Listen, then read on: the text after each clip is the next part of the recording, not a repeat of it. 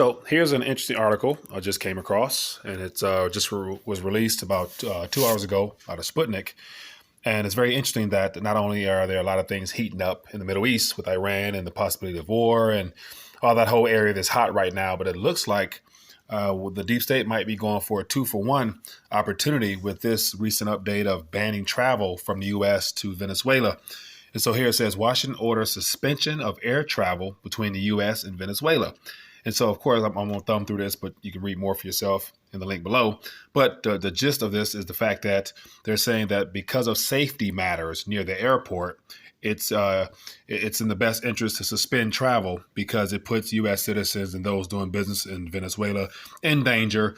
And I'm wondering exactly what protest or whatever are they referring to, because I would believe that there's not as much unrest as they would like for us to believe there, given the whole Guaido coup d'etat attempt failed and they're looking mighty desperate now. So this could be a way for them to cut off travel, put a little no-fly zone over the area there and allow them to further do what they do. But give you an idea, it says the South American state has recently been suffering from a severe political crisis, which has been gravely worsened by the imposition of American sanctions and Washington's support for the self-proclaimed interim president and opposition leader Juan Guaido. Scrolling down some more, it says the U.S. Department of Transportation has ordered that all air travel between the U.S. and Venezuela, including passengers and cargo flights, be suspended, citing the alleged violence around the Venezuelan airports.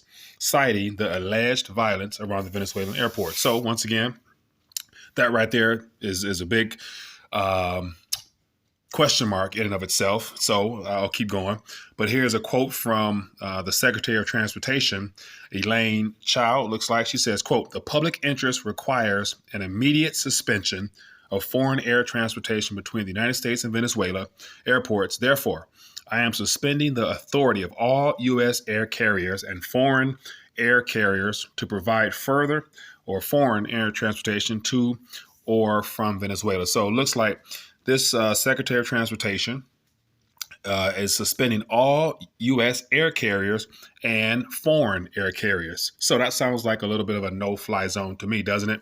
So I wonder how far of a reach do these foreign air carriers actually extend to. Is it foreign air carriers that operate within the U.S. down to the South American region, or are they saying foreign air carriers in general coming from below Venezuela or what? So that'll be interesting to find out. But in giving more information, it says the suspension came following a request from the Department of Homeland Security. The DHS argued that the situation in Latin American state threatens the safety of, quote, passengers, aircraft, and crew traveling to and from Venezuela. So I'm going to stop right there because all this right here just smells bad. It smells real bad and real desperate because, of course, if you watch and pay attention to mainstream media coming from us in reference to what's happening down there, you'll see people on the streets rioting and people starving everywhere you look.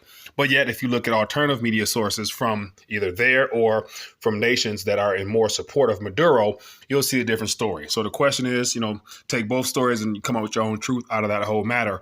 But I'd imagine that this comes from the DHS, Department of Homeland Security, and the Secretary of Transportation, which doesn't smell like it's going to be something that will be fair and open and transparent and true. So that being the case, the idea of passengers, aircraft, and crew traveling to and from being in danger, I question that big time. But yet it's not a coincidence at all, because as I mentioned at the very start of this, the opportunity of going for a 2-for-1 could be very convenient, because once again, it distracts people and it'll more so divert people's attention from foreign issues because of all the things that's happening with the tariffs, as well as just the lot of volatility in the stock market and all that stuff that more people will probably be concerned about because it impacts their pockets right away.